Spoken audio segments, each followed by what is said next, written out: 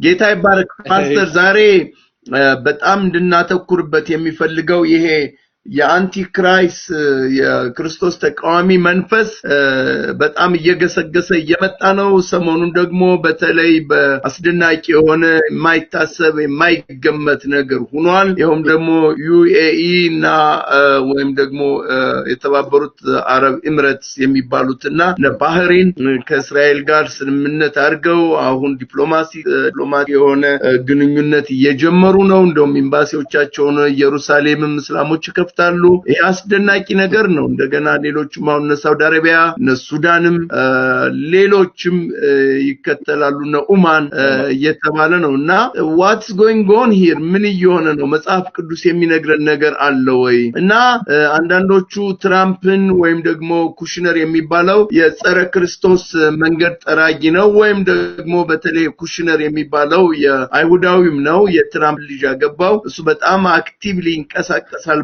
ምድርና ምንድነው እየሆነ ያለው ይሄ ሰውዬ አንቲክራይስት ይሆን ወይስ ደግሞ መንገድ ጠራጊ ነው እንዴት ነው የሚል ብዙ ጥያቄዎች ይነሳሉና እነሱ ላይ ነው ዛሬ የምናተኩረው እሺ እና የምንነጋገረው በትራምፕ እና ኩሽነር ከረንት ኢቨንትስ ነው የምንነጋገረው መጀመሪያ ላይ ለመግቢያ በጣም ይጠቅመናል እሺ በዚህ በከረንት ፖለቲካውን ማየት ሁሉ ምን ይላለው እስራኤል የእግዚአብሔር በቃ ካላንደር እግዚአብሔርን አጀንዳ ቶሎ ዘመኑን ለመመርመር እንደ ኢሳኮር ልጆች ዘመኑን ይመረምሩ ነበር ስለሚል እግዚአብሔር ቃል ዘመኑን ለመመርመር በጣም ወሳኝ እስራኤል ላይ የሚሆነው ነገር ማየት በቃ በዚህ በፍጥረታዊቷ እስራኤል ላይ የሆነ ያለው ምንድነው እና ዙሪያውን ያለው እና ጌታ ምልክት ሰጥቷል ኢየሩሳሌም በአሕዛብ ተከባ ስትመለከቱ እንግዲህ ያሻቅባችሁ ተመልከቱ ቤዛችሁ ቀርቧል ጌታ ምልክቶች የሰጠን በእስራኤል በለስታ ቆጠቆጥ ብሎ ምልክት የሰጠን በእስራኤል ሰራዊት ሆኖ ሲነሳ እስራኤል እንደ ሰራዊት ሆና ስትነሳ በሕዝቅኤል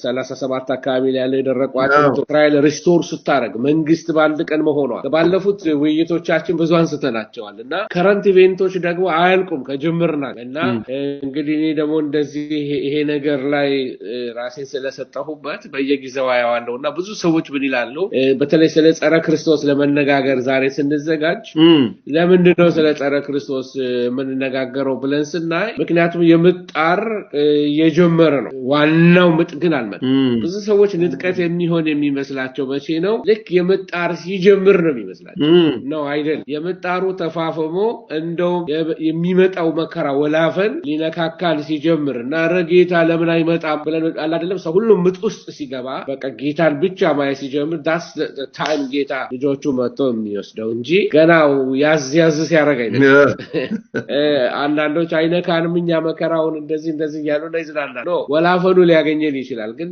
የተጧጧፈው ነገር ላይ ይሄ የ7 አመቱ መከራ ከዛ በፊት ያነሳል 7 አመቱ ከመጀመሩ በፊት ግን ከባድ ጨለማ ጊዜያቶች አክሰለሬት እያደረጉ ነው አንድ ኮሮና ዓለምን እንዲማናወጥ ከቻለች ሊመጣ ያለው ከዚህ ባስ በጤና ዋይዝ ብቻ ሳይሆን በሰላም ዋይዝ አሁን ኩሽነርን ምናነሳው በዚህ ፕሬዝዳንት ትራምፕ ልክ በተሾሙበት ጊዜ ላይ እንደ ፎሬን ሪሌሽን እና አድቫይዘር አርጋው ከመረጡት ሰው አንዱ ኩሽነር ነው ዴቪድ ኩሽነር ነው አይሁዳዊ ነው ያገባት ልጅ የትራምፕ ልጅ ናት በጣም ባለጠጎች ናቸው እንደሚታወቀው እና እሱም ባለጠጋ ነው በሪል ስቴት ቢዝነስ በጣም ባለጠጋ ነው ቤተሰቦቹ እሷን አገባት እና አሁን በነጩ ቤተ መንግስት ውስጥ ትልቅ አማካሪ እና ትራምፕ ለመጀመሪያ ጊዜ የፎሬን ትሪፕስ ያደርግ እንትን ከሆነ በኋላ ፕሬዝዳንት ከሆነ በኋላ የመጀመሪያው ጉዞ ዩዥዋሊ የአሜሪካ ፕሬዝዳንቶች የመጀመሪያ ጉዟቸውን የሚያደርጉት ወደ ካናዳ ነው ካናዳ መተው ጎራገር ሰላም ብለው ከዛ በኋላ ንግግር አድርገው ይመለሳል ይሄ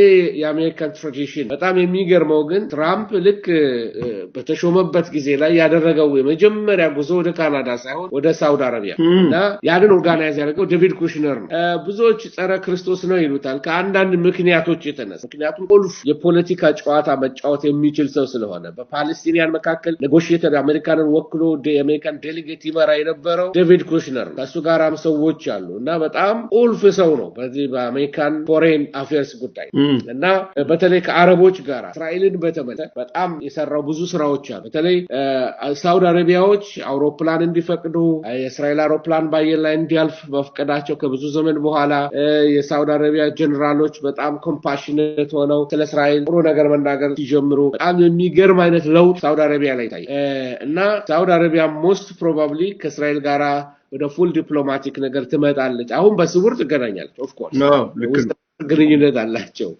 ግን የአረብ ሊግ ላለማስቆጣት የምታደርገው መንገዶች አሏት። ያው በተዘዋሪ በባክ ቻናል ይሉታል በእነሱ አነጋገር በባክ ቻናል ይነጋገራሉ የተለያየ ኢንፎርሜሽን ለዋወጣሉ። በሴም ታይም ግን ኦፕን በሆነ መንገድ ለመጀመሪያ ከ70 ምናምን ዓመት በኋላ 72 ዓመት ባለሳሳት 72 ዓመት በኋላ ዩናይትድ አረብ ኤሚሬትስ ወይም ደግሞ UAE የምትባለው ኦፕንሊ በአሜሪካን ኔጎሺየት በማድረግ በመካከላቸው ብዙ ጥቅሞችን በተመለከተ ተስማምተዋል። ሌላ ከአሜሪካን ጋር ከነሱ ጋር የነበረችው ማን ነበረች? አጠገቧ ያለች ባህሬንም ተስማምታል። ደሴም እንደ ትራምፕ ሁለቱንም አፈራርሟል። አብርሃሚክ ስምምነት ነው የተባለው። በጣም የሚገርም ሁኔታ በአብርሃማዊ ስምምነት ነው የተስማሙት እና በጣም ታሪካዊ ነው።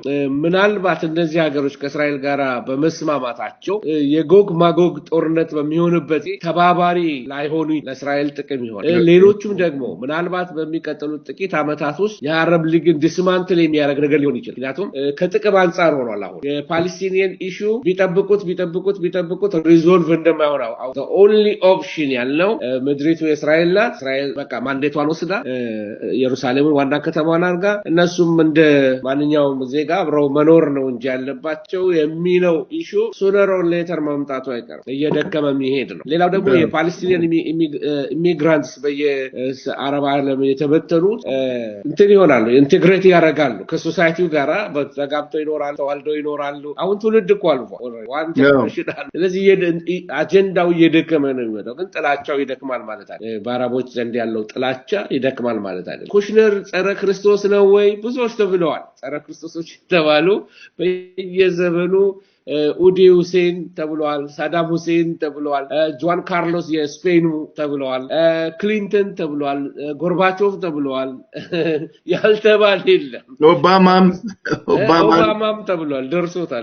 እና አንዳንዶች ይሄ በተለይ ቢኬርፉል ይሄ ኦንላይን ዝም ብለው የፕሮፌሲ በተለይ ነጮች አካባቢ ላይ ይሄን መመለከተው ዝም ብለው ከበሬት ተነስተው የተንቀሳቀሰ ፖለቲሻንን በሙሉ ጸረ ክርስቶስ ነው ብሎ ሌብል ያደርጉ እና ደግሞ ሲያልፍ ደግሞ ሌላውን ደግሞ ይተካል። በየዘመኑ ጸረ ክርስቶስ አላቸው ማለት እንደዚህ ስናደርግ የቃሉንም ወይም ደግሞ የጸረ ክርስቶስ የሚለውን ያስተምሮን ቫልዩ እየቀነሰ ይመጣል። ያው ጀመሩ ደግሞ አሉት ይባላል። ይሄ ታስታውሳለህ? ያ ቀበሮ መጣ ብሎ ይጮህ የነበረው ልጅ ታሪክ ታስታውሳለህ? እንትን በጎች ይጠብቅ ነበር ውሸታም እረኛም ታስታውሳለህ? ትንሽ ይላል ቀበሮ መጣ ብሎ ይጮሃል እና ሰው እየሮጠ ሄዶ ያድነዋል። ከዛ የለም ውሸቱን ነው። ሁለተኛ ቀንም እንደሱ አደረገ። ሶስተኛ ጊዜ ላይ እንደዚህ ሲጮህ ሁሉም አልወጡለትም። የዛለተ የጮህ ግን የእውነት ነበረ። የእውነት ቀበሮ መጥቶ ነበር እና ቀበሮ በጎቹ ተበሉበት ይባላል። እና ይሄ ዝም ብሎ ክራይም ወልፍ ዝም ብሎ መጣ እያሉ ማስፈራራት መጽሐፍ ቅዱሳዊ ያልሆነ ነገር እውነተኛው ሲመጣ ሰዎችን እንዳያዘናጋ ፈራለሁ እና ሰዎች እንዳይለምዱት። ይሄ ብድግ ብሎ ኦባማ ሲያልፍ አሁን ደግሞ ሰው ይፈልጋሉ ማንን ጸረ ክርስቶስ እንበል። ቆይ ትራምፕ ነው ያለው መሪነት፣ ስለዚህ ትራምፕ ነው ጸረ ክርስቶስ ይላሉ። that's complete የሆነ ዲሰፕሽን ስለሆነ እንደ መጽሐፍ ቅዱስ አማኞች ልንጠነቀቅ ይገባናል። እና ጸረ ክርስቶስ ነው ወይ ኩሽነር አይታወቅም። ጸረ ክርስቶስ አይደለም ለማለትም ነውም ለማለትም ምንም ማስረጃ የለም። ስለዚህ ጸረ ክርስቶስ ግን የጸረ ክርስቶስ መንፈስ በምድር ላይ እንዳለ ከዚህ በፊት ተነጋግረናል እና ያ መንፈስ እየሰራ ነው። አሁን እንደው እንድናስተውል ከሚያስፈልገው ነገሮች አንዱ ምንድነው? አሁን እየሆነ ያለው ዘመኑን እንድንመረምር ያስፈልገናል። በሚቀጥሉ ዘመናት ሊሆኑ ያሉ ተከታታይ የሆኑ በምድር ላይ የሚመጡ ነገሮች አሉ እና በጸረ ክርስቶስ ዘመን ምድር ምንድነው የምትመስለው? ጌታችን ኢየሱስ ክርስቶስ ምናሉት ሲጠይቁ ንገረን ይሄ መቼ ይሆናል? የመምጣትና ያለ መጨረሻ ምልክቱስ ምንድነው አሉ እና ይሄ ስለ መጨረሻው ዘመን ሲናገር መጽሐፍ ቅዱስ ቃላቶች በተለይ መጽሐፍ ቅዱሳችሁ ስታነቡ የጌታ ቀን የሚሉ ካነበባችሁ ቆም ብላችሁ ተመልከቱ የጌታ ቀን ኢሳይያስ 2:12 ላይ ተመልከቱ ኢሳይያስ 13 ላይ ሕዝቅኤል 13 ላይ ሕዝቅኤል 13:5 ላይ ሕዝቅኤል 30:30 ላይ ኢዩኤል መጽሐፎች ላይ ኢዩኤል 1 ላይ ኢዩኤል 2 ላይ ኢዩኤል 3 ላይ አሞጽ 5 ላይ ብዙ ጥቅሶች ልሰጣችሁ ይችላልና ያ እነዚህ የጌታ ቀን የሚለውን ስታዩ ቆም ብላችሁ ምን ማለት ነው ብላችሁ ተመልከቱ ሌላው ደግሞ ስለመጨረሻው ዘመን የሚጠራበት ቀን የበቀል ቀን ተብሎ ይጠራል ኢሳይያስ 34 ላይ ያለላችሁ ቁጥር 6 ላይ ኢሳይያስ 63 ላይ ያለላችሁ የእግዚአብሔር የበቀል ቀን የኤሎሂም የበቀል ቀን ተብሎ ተጠርቷል የያዕቆብ መከራ ተብሎ ተጽፏል በተለይ የያዕቆብ መከራ ብሎ ሲናገር ስለ ሰባው ሱባኤ ነው የሚናገረው ሰባው ሱባኤ ማለት ሰባቱ ፒሪየድ ናት ከ69 ሱባኤዎች አልቀዋል አሁን ቻርት ለማሳየት ስለማይመቸኝ ነው እንጂ ቻርት ያሳየው ባሳያችሁ ደስ ይለኝ ነበር 69 ሱባኤዎች አልቀዋል ስለዚህ 69ኛው ሱባኤ ላይ መሲህ ይገደላል ይላል መጽሐፍ ቅዱስ መቼም እንደ ምን ሪአክሽን እንደሚኖራቸው አላቀም በኢሳይያስ በዳንኤል 9 ላይ የተጻፈውን ሲመለከቱ አይሁዶች መሲህ ይገደላል ይላል በቃ ያንን እንዴት አልፈውት እንደሚሄዱት አይ ዶንት ኖ ኢሳይያስ 53 እንዴት እንደሚዘሉት አይ ዶንት ኖ አይደለም የልብ መደንደን ካልሆነ በስተቀር እንትና እንደሚናገረው እስጢፋኖስ እንደሚናገረው እና የያዕቆብ መከራ ተብሎ ተጠርቷል እቺ 7 ዓመት አንድ ሱባኤ ናት እሺ ስለዚህ ያቺ አንዷ ሱባኤ ላይ የመጨረሻዋ ሱባኤ ናት ግን በመካከል በ69ኛውና በ70ኛው ሱባኤ መካከል ክፍተት አለ ይሄ አሁን ያለንበት የቤተ ክርስቲያን ዘመን ሚስጥር ነበር አይታይም ነበር ነቢያት ከሩቅ ሲመለከቱ ስለ ተራራዎች ሁለት ተራሮች ምሳሌ ሰጧቸው እስከ 69ኛው ሱባኤ ድረስ የፊተኛው ተራራ ይታይ ነበር እስከ ሞቱ ነቢያት ተመልክተዋል ከዛ መጽሐፉን ነው የተመለከቱት በሞቱና በመጽሐፉ መካከል ነው አሁን ያለ ነው ስለዚህ ያ ነው 70ኛው ሱባኤ እዛ ውስጥ ነው የሚሆነው የቤተ ክርስቲያን ዘመን ነው ቤተ ክርስቲያን ዘመን ሊደመደም ጫፍ ላይ ደርሰናል ስለዚህ የመከራው ዘመን 2000 ዘመን ማለት ነው ኢየሱስ ክርስቶስ መጥቶ ከተወልዶ ሙቶ ከተነሳ በኋላ ያለፈው 2000 ዘመን ወይም ዓመተ ምህረት ተብሎ የሚጠራው በዳንኤል ላይ አልተገለጠም ነው የምትለን ትክክል እሺ ያ የተከለለ ዘመን ነው ጳውሎስም ሚስጥር የሚለው ዘመን ነው ነቢያት አላዩትም ስለ ቤተ ክርስቲያን የተናገረ ነብይ አንድ ቦታ ተመለከተ አንድ ቦታ ከብሉይ ኪዳን ካሉ ነቢያቶች አንዳቸው ባልተናገሩ ሊመጣ ያለው ስለ ቤተ ክርስቲያን አንዳንዴ ኢሳይያስ ተንሳፉ ትንሽ የሚያየው ነገር አለ ዳዊት በመዝሙሩ ላይ ታካው ነገር አለ እንጂ ሙሉ አትመለከተው እንዲሁ ስፔሲፊክሊ በቃ አይደለም ከአህዛብ ድነው ከእስራኤል ጋር ይወርሳሉ ወራሽ ይሆናሉ የጥል ግርግዳ ይፈርሳል የሚለው ያለው ጳውሎስ ጋር ነው ይሄን ሚስጥር ለመግለጥ ነው ጌታ ምናልባትም ይላሉ የመጽሐፍ ቅዱስ አዋቂዎች ወደ 3ኛ ሰማይ ድረስ ይወሰደው ይላሉ እና ሚስጥር ተገልጦለታል ጳውሎስ ይሄ ዘመን ፎከስ ምን ላይ ነው ያዕቆብ መከራ ይባላል ሌላው ደግሞ ዳንኤል 9:24 ላይ እስከ 27 የሚነግረን 70ኛው ሱባኤ ይባላል ጸረ ክርስቶስ የሚገለጥበት 70ኛው ሱባኤ ይባላል ራእይ 6:17 እንደሚነግረን ያ ዘመን ታላቁ የቁጣ ቀን ተብሎ ይጠራል ታላቁ የቁጣ ቀን ያ ማለት ምንድነው የሚነግራችሁ ነገር ቁጣ ይሆናል ማለት ቁጣ ይሆናል የእግዚአብሔር ቁጣ አለ ሶስት አይነት ቁጣዎች ታላላችሁ የበጉ ቁጣ ይላል የእግዚአብሔር ቁጣ ይላል እንደገና የሰይጣን ቁጣ ይላል እዚህ የቁጣ ዘመን ነው ያ ዘመን ሰባው ሱባኤ በዛ ዘመን ቤተክርስቲያን አትወሰድም ግን የመከራ ወላፈን ቅርብ ስለሆነ ከመነጠቀው በፊት ግን ራሱ ጨለማ ጊዜ ነው የሚሆነው ከባድ ጊዜ ነው የሚሆነው ከትንጥቀት በኋላ ደግሞ የባሰ ነው የሚሆነው ስለዚህ የንጥቅ ቤተክርስቲያን በመከራው ዘመን አታልፍም ብዬ ነው ማምነው ግን የምታልፍበት እስከ መከራው እስከ ንጥቀት የምትመጣበት መንገድ ራሱ ግን ቀላል ዘመን አይሆንም አስጨናቂ ዘመናት ይሆናል ከምን የተነሳ ነው ከትውልዱ የተነሳ ትውልዱ እግዚአብሔርን የማይፈራ የኑሮ ስታይሉ እየተለወጠ አይደለም አመጽ እየበረታ ብዙዎች ፍቅር እየቀዘቀዘ በተለይ ለምጽአት አይነተኛ ምልክት ከሚባሉት ነገሮች አንዱ የጌታ የዓለም መጨረሻ ምልክት የእግዚአብሔር ሰዎች ከሚሉት አንዱ የፍቅር መቀዝቀዝ ነው። የጦር ወሬ መስማት እነዚህ ነገሮች አክሰለሬት እያደረጉ ነው የሚሄዱት። ጦርነቶች አክሰለሬት ያደርጋሉ። ማግኒቲዩዱ እየጨመረ ነው የሚመጣው። ማግኒቲዩዱ እየጨመረ ነው። የጦር መሳሪያዎች መሰራት፣ የኒውክሌር ቦምብ በየቦታው ላይ መሰራቶች በጣም የሚያስፈራ ነው። የኒውክሌር ጨረር በጣም የሚያስፈራ ነው። እና የመጀመሪያው ማህተሙ ሲፈታ ነጭ ፈረስ ነው የሚወጣው። ነጩ ፈረስ ጸረ ክርስቶስ ነው። ቀጥሎ ደግሞ የሚለቀቀው ጉራቻ ፈረስ ነው። ጉራቻው ፈረስ ደግሞ ጥቁር ፈረስ ማለት ነው። እንደዚህ ያለ አራት ፈረሶች ተራ በተራ ይወጣሉ።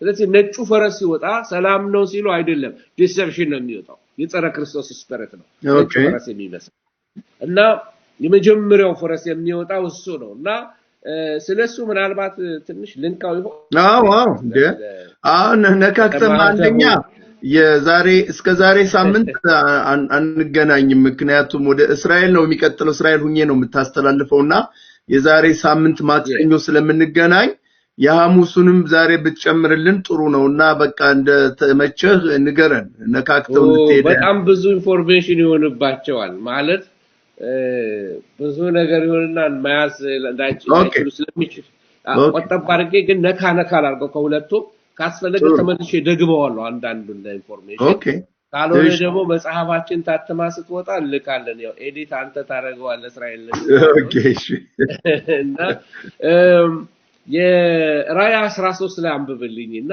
ስለ ጸረ ክርስቶስ ከመግባቴ በፊት አንዳንድ ነገሮች ሰዎች ኢንትረስትድ የሚሆኑት ሊሰሙ ቁጥር ስንት ላይ ስለ አውሬው ራእይ 13:15 ኦኬ ራእይ ዮሐንስ ምዕራፍ 13 ቁጥር 15 ላይ የአውሬው ምስል ሊናገር እንኳን ለአውሬው ምስል የማይሰግዱትን ሁሉ ሊያሰግድላቸው ለአውሬው ምስል ትንፋሽ እንዲሰጠው ተሰጠው። ታናናሾችና ታላላቆችም ባለጠጋዎችና ድሆችም ጌታዎችና ባሪያዎች ሁሉ በቀኝ እጃቸው ወይም በግንባራቸው ምልክትን እንዲቀበሉ የአውሬው ምስል ወይም የስሙ ቁጥር ያለው ምልክት የሌለበት ማንም ሊገዛ ወይም ሊሸጥ እንዳይችል ያደርጋል። ጥበብ በዚህ አለ። አይምሮ ያለው የአውሬውን ቁጥር ይቁጠረው። የቁጥሩ የሰው ቁጥር ነውና ቁጥሩም 666 ነው። እንግዲህ ይሄንን ብዙ ሰው የሚያውቀው ይሄንን ነገር ነው። ስለ 666 ኤቭሪባዲ በጣም ቱንድ ሆኗል። በቃ 66 ቲሸርት ላይ ብዙ ታሪኮች አሉ ስለሱ። ግን አሁን ምንድነው ይሄ አሁን 666 የሚለው ነገር የሚመጣው ጸረ ክርስቶስ ከመጣ በኋላ ነው። ጸረ ክርስቶስ ወይንም ደግሞ የመጀመሪያው ማህተም ከተፈታ በኋላ ነው ይሄ ነገር የሚመጣው። ማህተም ሳይፈታ ወይንም ጸረ ክርስቶስ ሳይመጣ ሰዎች 666 እያሉ ብዙ ነገር ሊሰሩ ይችላሉ። አሁን አሜሪካ እንትኑ ሰርታለታለች፣ መድረኩ ሰርታለታለች። ኤኒ ታይም ቢገለጥ ግሎባል የሆነ በተለይ ይሄ የኢንተርኔት ሲስተማችን ግሎባል የሆነው በተለይ በእናንተ ነው የተጻፈው። ሲጀመርም ቫቭ የሚለው 666 የሚለው ቁጥር ቫልዩ www ማለት ነው። ለሌሎቻችን www ብለን ዌብሳይት ምንጽፍበት .org.com የምንለው ማለት ነው። በዕብራይስጥ ሲጻፍ ቫቭ ነው እና ያ ሳይን በራሱ ሊያሳየን የሚፈልገው ነገር ምንድነው? ሊመጣ ያለ ነገር አለ። ለዓለም አስቸጋሪ የሆነ በምድር ለሚኖሩ አስቸጋሪ ስለዛ ዘመን ነው ጌታ ኢየሱስ ሲናገር ምን አለ? ከዚያች ወራትም መከራ በኋላ ወዲያው ምን ይሆናል ይላል? ፀሐይ ይጨልማል እና ፀሐይ ይጨልማል፣ ጨለማም ብርሃኗን አትሰጥም፣ ከሰማይም ከዋክብት ይወድቃሉ ብሎ መጽሐፍ ቅዱስ ይነግረናል። በተለይ ስለ ትሪቢሌሽን ፒሪየድ ወይም ስለ ሰባው ሱባኤ ስለ መከራው ዘመን ስንነጋገር ትሪቢሌሽን ፒሪየድ ማለት ትሪቡለም የሚል የላቲን ቃል ነው። ትሪቡለም ምንድነው? እንደ የበቆሎ ገፈፎ መስሪያ እንትን ያደርጋል። ምናልባት ስዕል ካለኝ መጽሐፌ ላይ ስዕሎች አርጌበታለሁና ምናልባት እዛ ላይ ላገኘው ከቻልኩኝ ባሳያችሁ ደስ ይለኛል። ምንድነው የሚያደርገው? የበቆሎ እሾህ ያለው ማለት ድንጋይ ውስጡ ያለ እንደዚህ የፋቀ በቆሎን ገፈፎን የሚያነሳ ነው ከላይ እና ትሪቡለም ይባላል እሱ። ልክ ይሄ ትሪቢሌሽን የሚለው ምን ማለት ነው? በመከራው ዘመን ስለሚያልፉት አስጨናቂ ስቃዮች ነው የሚናገር በመድር ለሚኖሩ ወዮላቸው የተባለበት ወዮ መላእክት ከሰማይ ሆነው ወዮ ወዮ ወዮ እያሉ ሶስት ወዮች ተናግረዋል ፊተኛ ወዮ ኋለኛ ወዮ እያለ መላእክት መለከት እየነፋ የሚያውጃቸው ወዮች አሉ ስለዚህ አንዱ ከተሰጠን ምልክት ምንድነው በዳንኤል መጽሐፍ ላይ እንግዲህ በነብዩ ዳንኤል ጌታ ኢየሱስ ነው ያለው በነብዩ ዳንኤል የተባለው የጥፋት ርኩሰት በተቀደሰችው ስፍራ ቆሞ ስታዩ አንባቢው ያስተውል ምን ማለት ነው watch out ጊዜው ቀርቧል ምን ሲሆን the antichrist ወደ ቤተ መቅደሱ ሲመጣ አንዳንዶች ምን ይላሉ እሱኮ መጥቷል አንቲዮከስ ኤጲፋነስ የሚባለው ንጉስ መጥቶ ከሶሪያ ካኝ የሆነ ጨፍጭፎ ቤተ መቅደሱን አፍርሶ አሳማ ሰውቶበት ሆኖ ተፈጽሟል ይላሉ ግን የራእይ መጽሐፍ የተጻፈው in the 90s ነው አንዳንዶች እንደውም ጸረ ክርስቶስ ብሎ የሚሉት ኔሮን ነው የኔሮ ስም ሲደመር 666 ነው ብለው ይላሉ እንደሱ ካደረግን ኔሮ የኖረበት ዘመን ወደ 95 አካባቢ ነው ወይንም ከዛ በፊት ነው የኖረው ስለዚህ የዮሐንስ ራእይ የተጻፈው ደግሞ በመቶዎቹ አካባቢ ወይንም ደግሞ 95 የመጨረሻው አካባቢ ላይ ነው ያለቀው ወይንም ወደ መቶዎቹ ዮሐንስ ሊሞት አካባቢ ነው የተጻፈው ስለዚህ ካለፈ ከኔሮ በኋላ የተጻፈ ስለሆነ ኔሮ ሊሆን አይችልም ይሄ ጸረ ክርስቶስ ነው ምንድላቸው አይ እንደሱ አይደለም ብለው አሁን እነዚህ ፕሬተርስ የሚባሉ አስተማሪዎች የዮሐንስ ራእይ የተጻፈበትን አውርደውታል ወደታች ለትንቢታቸው እንዲ ላስተምሮታቸው እንዲመች ማለት ነው እሱ ከጌታ ጋር ያወራር ቢሳባቸው እኛ ወደዛ ውስጥ አንሄድም ግን በራእይ መጽሐፍ ላይ እንግዲህ የምንመለከተው ምንድነው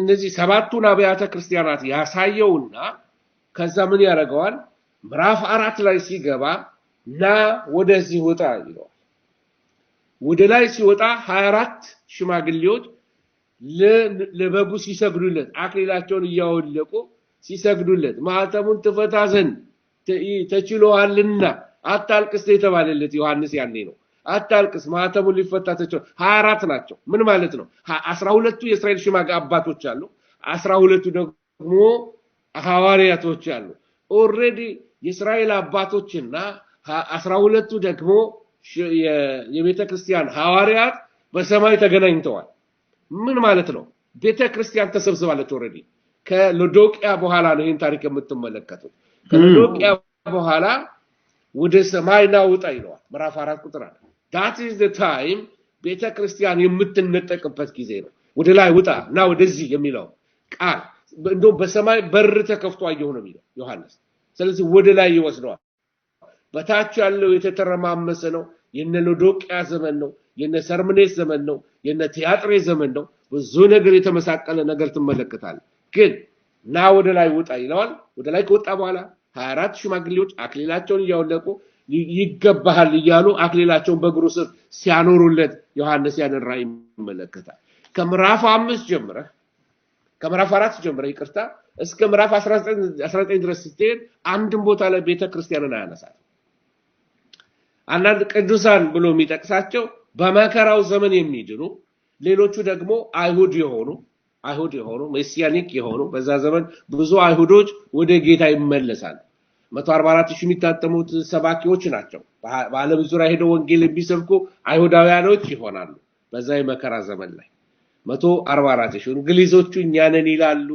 ሌሎቹም እኛንን ይላሉ አንድም ቦታ ተጠቅሰው አያውቁም ሌላ ዜጋ እዛ ላይ የምትመለከቱት ከኤፍሬም ነገድ ከምናሴ ነገድ ከከሌ ነገድ 12,000 ታተሙ ነው የሚለው ስለዚህ they are purely አይሁዶች ናቸው ሲጀምሩ ቤተክርስቲያን አይሁዳውያን ነበሩ ወንጌል የሰበኩልን መጨረሻም ደግሞ ቤተክርስቲያን ስትደመደምና ለአይሁዶች ለዓለም ወንጌልን ይሄደው የምስራች ነው የሚሰብኩ ሚሽነሪዎች አይሁዶች ይሆናሉ በያምናለሁ ትልቅ ሮል አላቸው በፕሮፌሲ ውስጥ ስለዚህ 24 ሽማግሌዎች የመጽሐፍ ጥቅልል ተጠቅልለው የምትመለከቱበት ሰዓት 7ቱ ማተሞች ሲፈቱ የምትመለከተው ምዕራፍ 4 5 6 ላይ ነው የምትመለከተው ራእይ ላይ ስለዚህ ያ የንጥቀትና ቤተክርስቲያን ባየን ላይ ሽልማቷን የምትቀበልበት ዘመንን ነው የሚናገር ግን እስከ ምዕራፍ 19 ቤተክርስቲያን ተመለከታት ታዲያ ፓስተር እንደዛ ከሆነ በሰባው ዓመተ ምህረት ላይ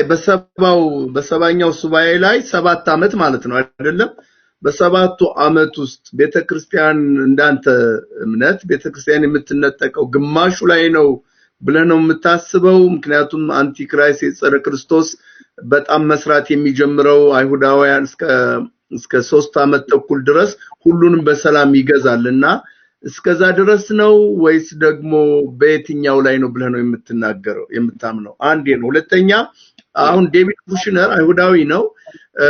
እንደውም አሁን አይ ዶንት ኖ ምን ያህል እውነት እንደሆነ አላውቅም እንጂ የሚኖርበት ቤት ራሱ 666 ነው የሚባል ቁጥሩ የቤቱ ቁጥር ራሱ 666 ነው ይባላልና በእነዚህ ሁኔታዎች ላይ ምንድነው ያለ ሐሳብ?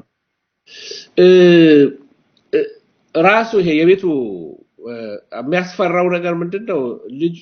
ስለ ልጁ ዴቪድ ኩሽነር ብዙ የምታውቀው ነገር የለም። very closed ሰው even ሚዲያ ላይ ብዙ መውጣትና ማውራትም አይፈልግም። በጣም ኳይት ነው። ዲስታንስ ራሱን ጠብቆ ነው የሚሄደው። በጣም ፖለቲካል ማይንድድ ነው። በሚዲያ ላይ ብዙ አይናገርም። መናገር የሚፈልገው ለትራምፕ ነው የሚነግረው። ብዙ ፖሊሲዎች ከኋላ ሆኖ behind the scene ነው የሚሰራው እንጂ ወደ ፊት አይወጣም። yes የሚኖሩበት ቢልዲንግ 6 ነው and አንዳንድ እንደውም በዛ ቢልዲንግ ላይ የሚሰሩ ቺፕሶች አሉ ይባላል። ቁልፍ የሆኑ ነገሮች በተለይ በዚህ ለኔትወርክ ነገር ላይ ለአንዳንድ ነገሮች በጣም ቁልፍ የሆኑ ነገሮች በሱ ፓተንት ስር የተያዙ ናቸው። ያው በሱ ቢዝነስ ማለት ነው። እና ብዙዎች ተብለዋል። አሁን እኔ አይደለም ብዙ ኤቪደንስ ባለ ሁኔታ መንፈሳዊ ነገር ሲናገር በሰማ ግሎባል ዩኒቲ እንደዚህ ቢሆን ኖሮ ትራምፕ ናሽናሊስት ነኝ አይልም ነበር። ምክንያቱም ትራምፕ ናሽናሊስት ነው። ኦባማ ያስፈራ ነበር። ኦባማ በጣም የዓለም ሕዝብ አላወቀውም እንጂ አደገኛ የሆነ ግሎባሊስት ነው። ግሎባሊስት አጀንዳቸው ምንድነው? ዓለም ሁሉ አንድ ላይ ይሆን ነው። ኦባማ ለሱ ነው የሰራው። የመጀመሪያ ንግግሩን እሱ ደግሞ ያደረገው ግብጽ ላይ ሄዶ ነው። ቱርክ ላይ ነው ሄዶ የተናገረው። ከቱርክ በኋላ ነው ካይሮ ዩኒቨርሲቲ ላይ ሄዶ የተናገረው። በጣም የሚገርም ቱርክ ደግሞ በፕሮፌሲው ከፊት የቆመች ቶጋርማ የሚለው በሕዝቅኤል 38 ላይ ያለችው ከጎግና ማጎግ ሀገሮች ፊት ቀደም ሀገር ናት ቱርክ እስራኤልን ለማጥፋት ከሚነሱ በመጨረሻ ሀገሮች አንዷ ናት። ይሄን ልታውቁ ይገባቸዋል። የሚቀጥለው ጦርነት ራሻን ተባብራ በብላክ ሲ አካባቢ በጥቁር ባህር አካባቢ ላይ ያሉትን ሀገሮች አስተባብሮ አሉኝ የስማቸው ሊስት አለኝ መጽሐፌም ላይ ቱርክ አውሮፓንና እስያን የሚያገናኝ ሀገር ነው። ስለዚህ ሚድል ኢስትን ነው ብሪጅ አድርጎ የሚሄደው እና ለብዙ ጊዜ አይደለም በዚህ በእነሱ በኢምፓየራቸው ኢየሩሳሌምም ኖረዋል። ኢየሩሳሌምንም ገዝተው ያውቃሉ። በጣም ቁልፍ ለትንቢት በጣም ቁልፍ አገሮች ናቸው። አሁንም እኮ ጀምራለች። እንደውም ከግሪስ ጋር ባለው በዚህ በባህር ላይ እስራኤልም ጣልቃ ለመግባት እያሰበች ነው ግሪስን ለመርዳት ግሪክን እና ይሄ አሁን ያለው የቱርክ መሪ ደግሞ በጣም አምባገነን ሁሉን ነገር ቀይሮ በቃ ሞናርኪ ሆኖ እየሰራ ነው ያለውና ከራሻ ጋርም ትሪቲ ያላቸው በዚህ በሶሪያ ጉዳይም እና ነገሩ ኦሬዲ ያየነው ነው ልልን ኤርዶጋን ምን አንድ አቴምፕትድ በተለይ ግልበጣ ካለ ያረጉበት ከሞከሩ በኋላ ዲክታቶሪያል የሆነ መጥቷል። በጣም የህዝብ ድጋፍ እንዳለው ሲያውቅ አመፀኛ የሆነ መጥቷል። በተለይ እስራኤልን በተመለከተ ፓለስቲኒያንን በተመለከተ ያለው አቋም ራዲካል ነው። በተለይ ስለንተና ሲናገር ሁለቱ ሀገሮች ናቸው ዩኤኢ ከእስራኤል ጋር ስለተባበረች ኦፕንሊ ካወገዙት ሀገሮች አንዱ ቱርክ ናት እና ቴህራን እና እነሱ ሁለቱ ናቸው አንድ ላይ የተናገሩት በጣም ኮንዴም ያደረጉ how dare ያሉ በጣም በተለይ የኢራኑ በጣም ተቆጥቷል። ስለዚህ የሶሪያ ኢሹ በጣም ቁልፍ ነው ለጦርነቱ። ምክንያቱም ለአርማጌዶን ቅርብ ነው ከላይ ከእስራኤል ለአርማጌዶን ቅርብ ነው። ስለዚህ የሶሪያን ትንቢት አለው። ለምን አዛሄልን ታስታውሰዋለህ? ኤልሳ ትኩር ብሎ ተመለከተውና ስቅስቅ ብሎ አለቀሰ። ስቅስቅ ብሎ አለቀሰና አንተ የርጉዞችን ሆድ ትቀዳለህ። ያ ትንቢት ገና አልሆነም በእስራኤል ላይ ታውቃለህ። ስለዚህ most probably በዚህ በጎግና ማጎግ አሁን ያነሳቸው ሀገሮች ራሽያ፣ ቱርክና ሶሪያ አሁን ሶሪያ ላይ አሁን ኦፕሬት ያደረገች ያለችው ራሽያ ናት። አሜሪካኖች ኦልሞስት withdraw አድርገዋል። ስለዚህ ሶሪያ በቀላሉ ለቃጥወጣ እስራኤል እንትና ራሽያ at the same time ደግሞ ኃይለኛ የሆነ ጦር ክምችት ወደ ኢስት ላይ አከማችታለች ራሽያ በቻይና ኢስት ላይ። ስለዚህ ይሄ የኤፍራጥስ ወንዝ መድረቅ እንደዚህ የሚለው ትንቢቶች ይገጣጠሙና ለጸረ ክርስቶስ መገለጥ ለጎግና ማጎግም ጦርነት ላይ ቱርክ ቁልፍ ቦታ አላት። በጣም ከአረቡም ዓለም ከአውሮፓም ድልድይ ስለሆነች በሁለቱ መካከል ያለች ሀገር ስለሆነች ሪቤሊየን በዛ በኩል እናገኛለን። በአገሮች ደረጃ ኦባማ ጋር ነው ወደዛ ያመጣች ኦባማ ነው። ኦባማ የጌ አጀንዳ ይዞ ሲዞር ግሎባሊስት አጀንዳ ይዞ ሲዞር ብዙ ዓለም ተቀብሎት ነበር። ብዙ ሀገሮችን መርጅ ያደረገ ነበር። the only ሀገር ሬዚስት አድርገው የነበረችው እስራኤል ናት። ስለ እስራኤል ደግሞ የነበረው ጥሩ አቋም አልነበር እና አሁን ትራምፕ ሲመጣ ያንን ሲስተም በሙሉ አፍርሶታል። አሁን ኢራንን ይዞ ነበር ኦባማ ብዙ ሀገሮችን አስገብቶ ግሎባላይዝ ያደረጋቸው ነበር። ግን ትራምፕ መጣና ነው አለ ብዙ ግሎባሊዝም አጀንዳውን አፈራረሰና አሁን ያለው ሪሊ ዴቪድ ኩሽነር ጸረ ክርስቶስ ቢሆን ኖሮ ትራምፕን ኢንፍሉዌንስ አድርጎት አጌንስት እስራኤል ወይንም ደግሞ እስራኤልን አግባብቶ የሆነ ቢፈራረሙት ውል ውስጥ ያስገባው ነበር ከአውሮፓውያን ጋር። አሁን ደግሞ ስትመለከት አውሮፓውያን ለእስራኤል ያላቸው ነገር በጣም ጥሩ አይደለም። ጥሩ በተለይ ፈረንሳይ፣ ስፔን ጥሩ እይታ የላቸውም። ቁልፍ ሀገሮች ናቸው። ስለዚህ ኩሽነር ይሆናል ብዬ አላስብም። የስ ግን ሰስፒሸስ የምትሆነው ቦታው ስታተሱ ያለው ስታተስ በጣም ኢንፍሉዌንሻል ቦታ ነው። ብዙ ሮል ሊጫወት ይችላል። we don't know ወደፊት ደግሞ ፖለቲካሊ ምን አይነት ፓወርፉል ሰው እንደሚሆን አናውቀው። ስለዚህ ካንዲዴት ሊሆን ይችላል ወይ በተለይ በጥያቄ ምልክት ማስቀመጥ እንችላለን እሱ። ሌላው መላምቶች ነበሩ እንዳልኩ ኔሮ ጸረ ክርስቶስ ነው ተብሏል። የሮማው ሊቃነ ጳጳስ ጸረ ክርስቶስ ናቸው ተብሏል። ናፖሊዮን ጸረ ክርስቶስ ነው ተብሎ ያውቃል። ሂትለር ተብሏል። ጎርባቾቭ ተብሏል። ቀደም እንዳልኩት የአሜሪካን ፕሬዝዳንቶች አንድ በአንድ ጸረ ክርስቶስ የተባሉበት ጊዜ ነበር። የአውሮፓ መሪዎች በተለይ ጸረ ክርስቶስ ተብለዋል። ሳዳም ሁሴን ቀደም እንዳልኩ የጁዋን ካርሎስ የስፔኑ ንጉስ ማለት ነው። ማን ነበር እዚህ ጋር ስሙን ጽፌው ነበር ፕሮናውንስ ማድረግ በጣም ያስቸግረኛል። ዣቬር ሶላና የኔቶ ኃላፊው እሳቸው ተብለዋል። ቢል ጌትስ ፕሪንስ ዊሊያምስ እንኳን አልቀረለትም ጸረ ክርስቶስ ነው ሲባሉ ማለት ነው። ፕሪንስ ዊሊያምስ ሊቃነ ጳጳሱ የሮማው ማለት ቤኔዲክት ያሁኑ ኦኬ ቤኔዲክትን እንትን የነበሩት ናቸው አይደለም? ያሁኑ ናቸው ቤኔዲክት። የበፊቱ ደግሞ ጀርመናዊ አይደሉ፣ የስፓኒሹ ያሁኑ ኦባማም ተብሏል እና ያሬድ ኩሽነርም ተብሏል። እንግዲህ ሁሉ ተራ በተራ እየደረሰው ነው። እንዴት እናውቀዋለን? we don't know ግን ነው በእግዚአብሔር ቃል ላይ ሐሰተኛው መሲህ የቅድሙን አልመለስክልኝም። በመሰረቱ ቆይ እዛ ላይና እመጣበታለሁ ተመልሼ። ይሄ የንጥቀትን ጉዳይ በሚመለከት ትንሽ ነካ እናርገው።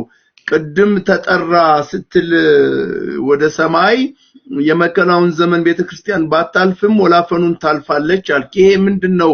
ወላፈኑ ምንድነው? መከራውስ መቼ ነው የሚሆነው? እሱን እንነጋገርና የመከራው ጅማሬ ምጡ ይሄ የምጣር የሚለው አቅልለን አንየው ማለት ነው እንጂ ቤተክርስቲያን በመከራው ዘመን ታልፋለች ማለት አይደለም።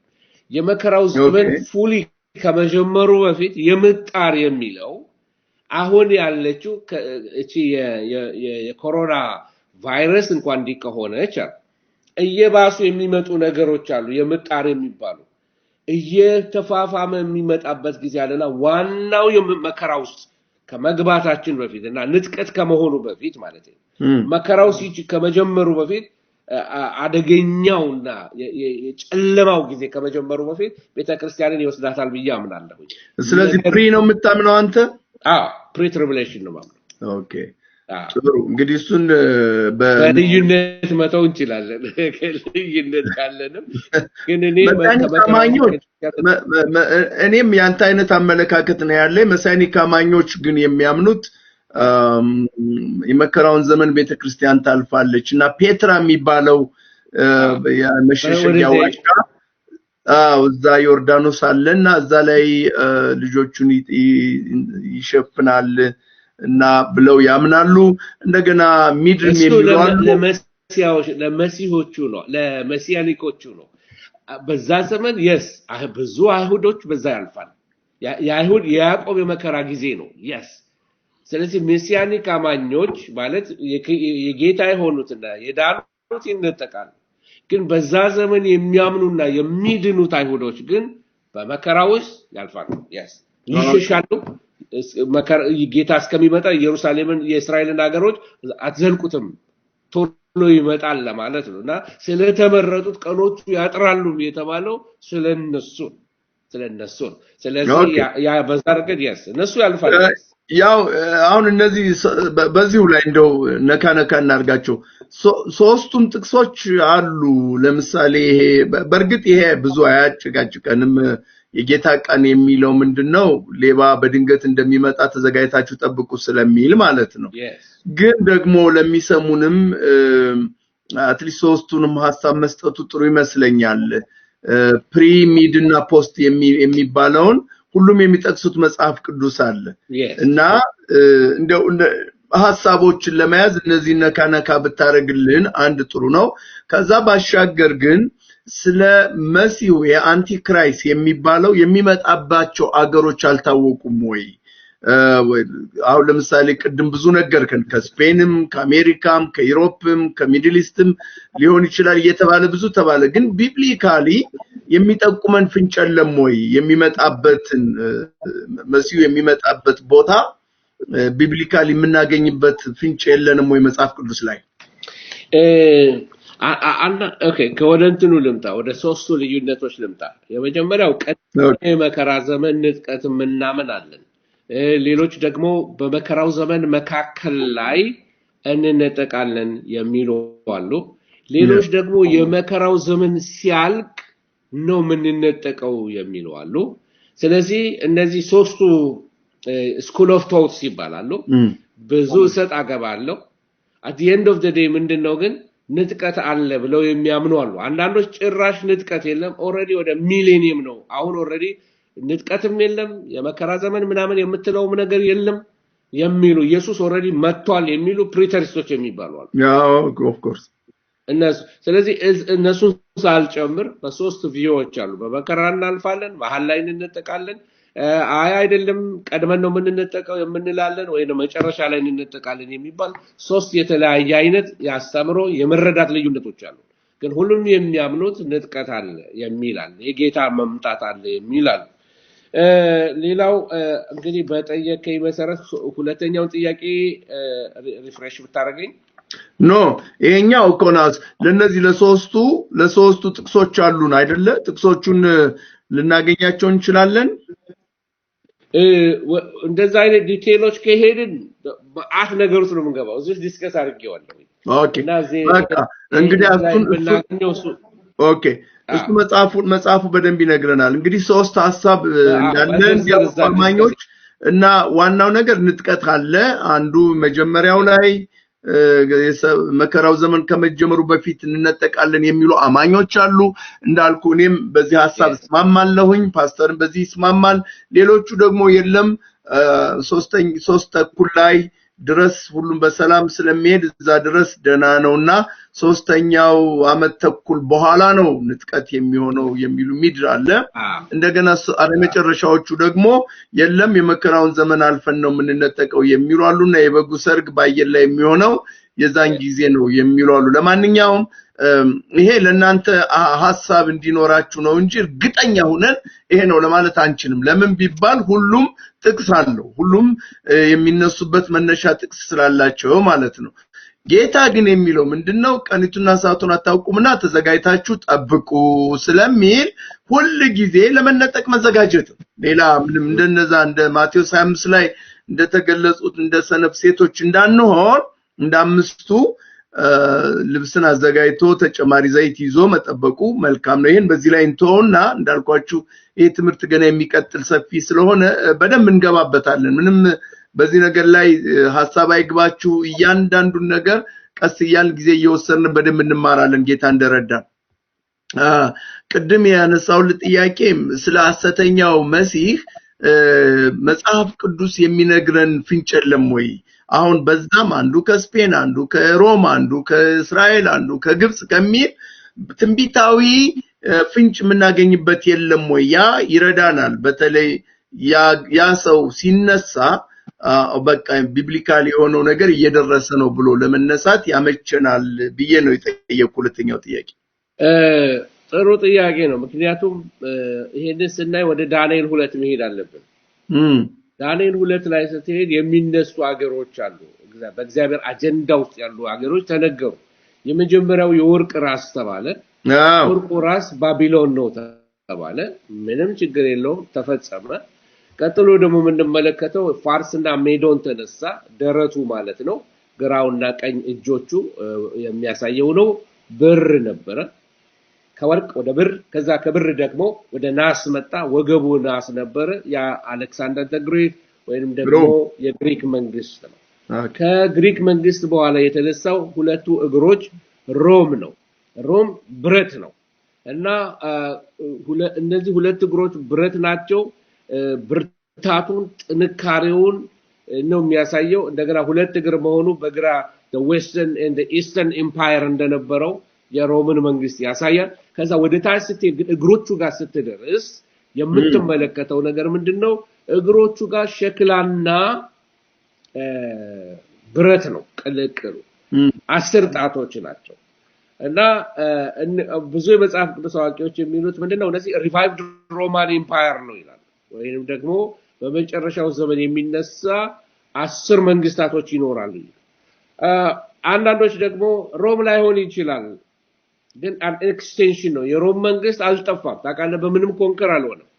ጌታ መጥቶ ነው የሚያፈርሰው ገና። ወይንም ደግሞ ሁለቱ እግሮች መጥተው ሸክላና ብረት ሆኖ የሮም ኢንፍሉዌንስ በብርታት ባላቸው ሀገሮችና ደካማ በሆኑ ሀገሮች ውስጥ ተቀላቅሏል እንጂ ጭራሽ የሮም መንግስት ወድሞ አይደለም። ለምሳሌ የባቢሎንን መንግስት ያፈረሰው ፋርስና ሜዶን መጥቶ ፋርስና ሜዶንን ደግሞ ግሪክ ነው ያፈረሰው።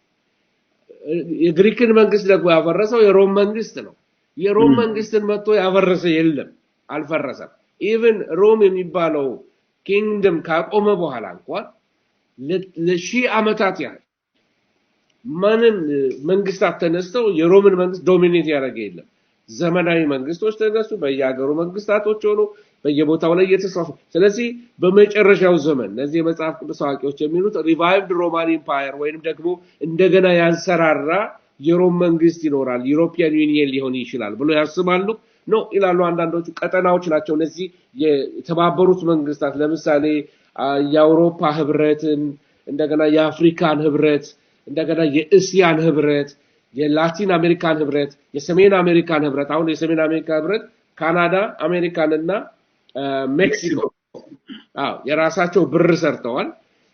የራሳቸው ትሬድ አግሪመንት አላቸው። ናፍታ ነበረ መጀመሪያ፣ በኋላ ደግሞ የሆነ ስም አውጥተውለት አላቸው የጋራ። ኦኬ እነዚህን ሀገሮች በየቀጠናው አድርጎ 10 ሀገሮች አድርጎ የዓለም መንግስት ሊሆን ይችላል ይላሉ። ጸረ ክርስቶስ ይሄን ያህል ግሎባል የሆነ ህዝብ ይመራል ብዬ አላምንም። ምክንያቱም ከነዚህ ሀገሮች የሚቃወሙት ይኖራል፣ እምቢ የሚሉት ለጸረ ክርስቶስ የሚዋጉት እኮ ሀገሮች አሉ። በዛ በራሱ ዘመን ላይ ዓለም ሁሉን ለማሳት ቢነሳም ሬዚስተንስ አለበት፣ ስሙዝ አይሆንልበትም። ለምን ይተኮስበትና ይገደላል። ታስታውሳለህ? ከዛ በኋላ እኮ የሐሰተኛው ነብይ ነው በመንፈስ የሚያስነሳው እንደገና እና ኃይል ይቀበላል። ከአጋንንት ፉሊ ፖሴስድ ሆኖ ይነሳል ጸረ ክርስቶስ። ስለዚህ ሬዚስተንስ አለበት። ይሄንን ካልን አንዲት ቀንድ ትወጣለች ነው የሚለው። አሁን የጠየቀኝ ጥያቄ ለመመለስ ቀንዲቱ ከየት ነው የምትወጣው? ከአስሩ መንግስታት ውስጥ በርቅሳ ሶስቱን ጥላ አንዷ ትነሳለች። አንዳንዶች የሚሉት እንደዚህ ነው። ተመልከት፣ 10 ሀገሮች ዩሮፒያን ኢምፓየርስ ናቸው። አንዳንዶች እንደውም በየመጽሐፋቸው the late great planet earth የሚባል እንደ ሃሊንሴ የጻፉት መጽሐፎች አሉ። በጣም ዝነኛ የነበሩ በዛ ዘመን ኮሙኒዝም ነው ብለው የሰበኩ አሉ። ጸረ ክርስቶስ የኮሙኒዝም ስርዓት ነው ብለው ያስተማሩ አሉ።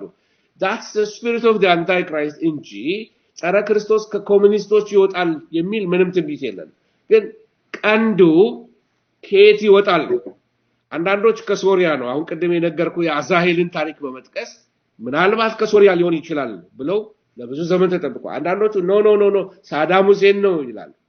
እና ግን ምን ያስፈልገዋል? 10ሩ መንግስታት የት ናቸው ያሉት?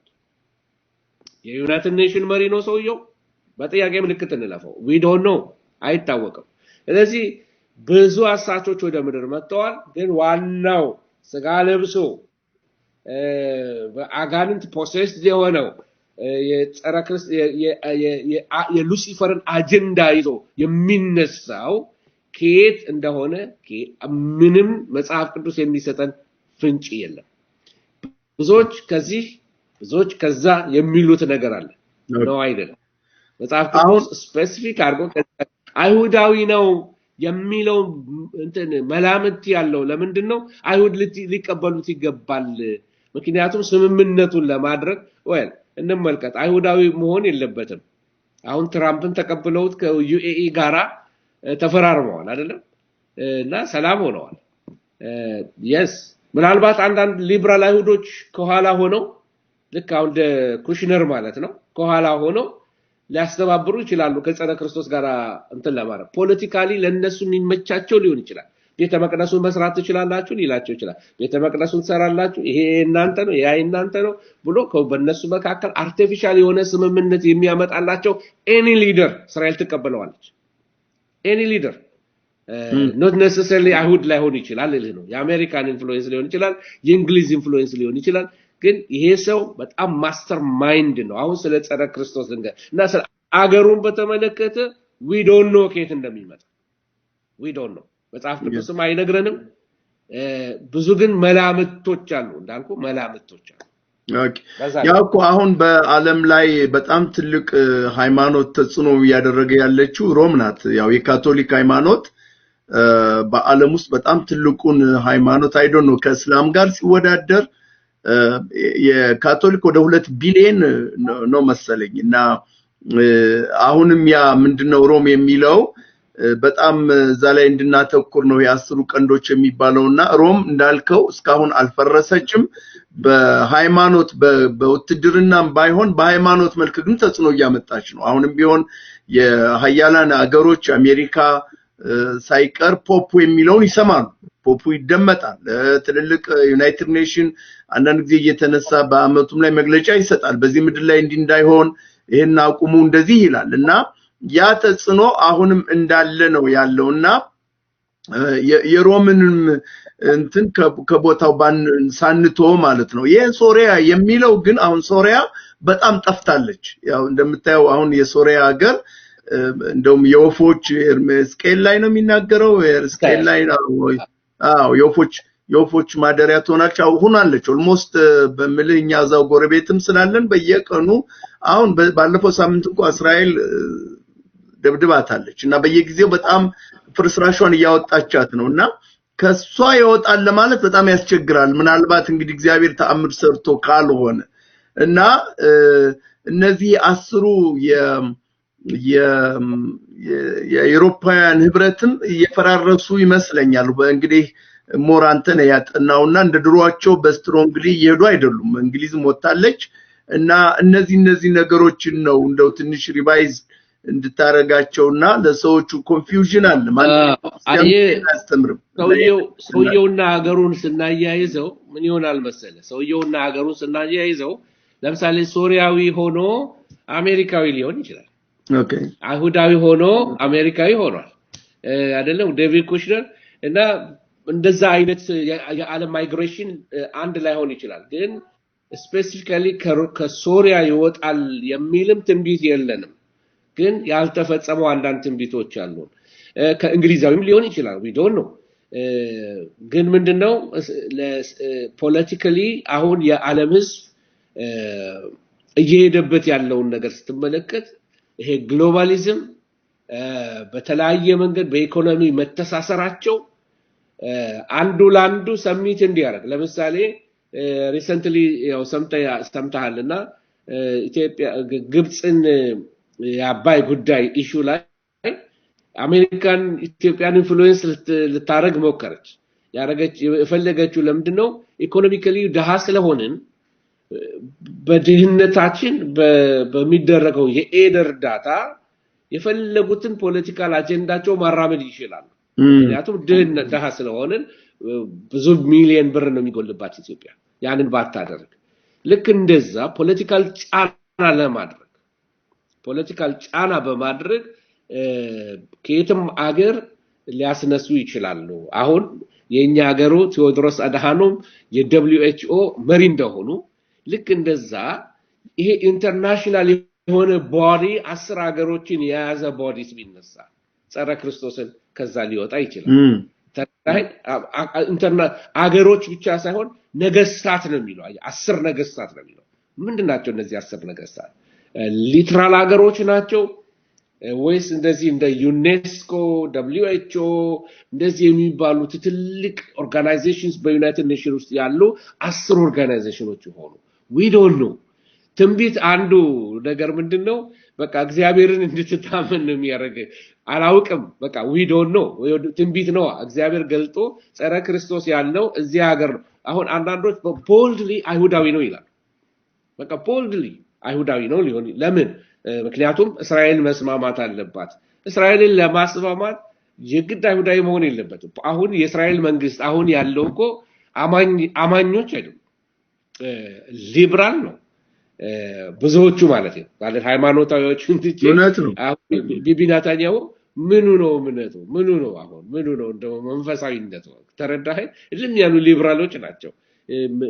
ማይሆኑት ነገር የለም ከሌላው ዓለማዊ የሚለዩበት ነገር የለም ግን ያው እግዚአብሔር መርጧቸዋል ምድሪቱ እግዚአብሔርና በምድሪቱ ላይ እግዚአብሔር አስቀምጧቸዋል እንጂ በዛ ዘመን እስራኤል እምነትን ያገኘው ነው የሰው ልጅ በመጣ ጊዜ እምነትን በምድር ላይ ያገኝ ይሆነው ብዙዎች እምነትን የሚተውበት ነው አሁን ሊብረ እንትኖች ራሳቸው ቫቲካኖችን አንስተሃል ቫቲካን መንግስት ነው በኢትዮጵያ ውስጥ ኤምባሲ አላቸው በአለም ኤምባሲ አላቸው አሁን እዚህ ሀገር መጥተህ ካቶሊክ እንትን ውስጥ ብትገባ ፖሊሲ ያባረረ አቺ ማንም ገብቶ ከካቶሊክ ቸርች ውስጥ ሊያወጣ አይችልም ታውቃለህ ያ ሳንቹሪ ይባላል ሳንቹሪ ክሌም አደረገ ልክ እንደ መጻፈኛ ከተሞች ማለት ነው እና ያ ስልጣን አላቸው ያ መንፈሳዊ ተሰሚነት አላቸው ሐሰተኛው ነብይ most probably ለምን 7 ተራሮች ያሉባት አገር ይላል እና ማፕ ላይ አለኝ ፊቴ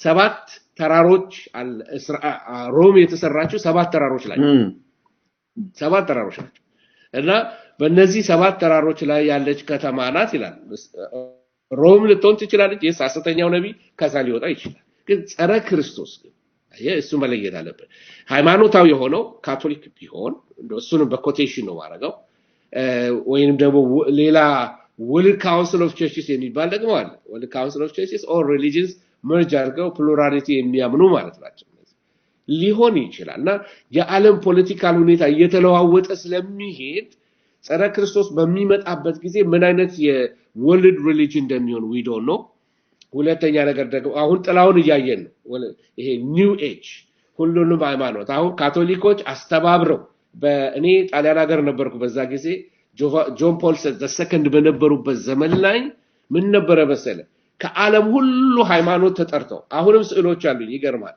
የዓለም ሃይማኖት አይሁዶች አሉበት ሳታኒስቶች አሉበት ኤቲስቶች አሉበት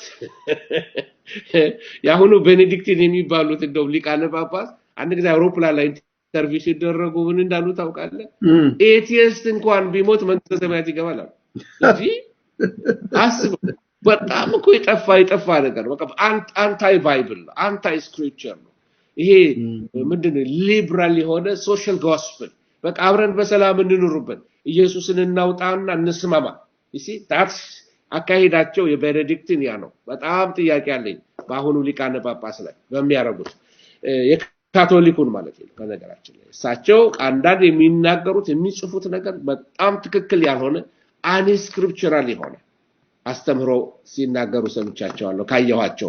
ወደ እንትኑ አደከምኩህ እንዳይሆን ኖ አይ ገና እንደ በጣም እኮ አንዱ ወደ አንዱ እየሄደ ገና እሺ ቀጥል እስቲ። ይሄ እኮ እንትን ነው ወደ ማህተሙ እንግዲህ ጸረ ክርስቶስ ወደሚለው ጋር እንምጣና ያንን ቶፒክ ይዘን እንሂድ። ጸረ ክርስቶስ በተለያየ መጠሪያዎች ተጠርቷል ቢብሊካሊ። አንደኛው ቀደም ያነሳው ትንሽ ቀንድ ተብሎ ትንሽ ቀንድ ዳንኤል 7:8 ላይ ተጠቅሷል። ትንሽ ቀንድ እና ትንሽ ቀንድ ወጣች ይላል። ሶስቱን ቀንዶች ሰበረ የሚለው አለ። ሌላ ደግሞ የሚያስፈራራ ፊት ያለው አውሬ ተብሎ ዳንኤል 8:23 ላይ ተጠቅሶ ተመለከተዋል። ስለዚህ ሌላው ደግሞ ኢቭን ንጉስ ተብሎ የአመጽ ሰው ብሎ ጳውሎስ ጠርቶታል በሁለተኛ ተሰሎንቄ 2 ላይ። የጥፋት ልጅ ተብሎ ተጠርቷል። አውሬው ተብሎ ተጠርቷል። አሁን ቀደም ያነበብክልኝ ክፍል ላይ አንዱ የአውሬው ቁጥር አየ። ስለዚህ አውሬው ተብሎ ተጠርቷልና ይሄ የጸረ ክርስቶስ መጠሪያዎች ናቸው።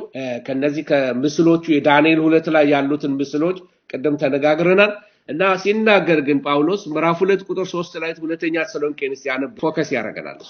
የሚገርም ነው በጣም እኮ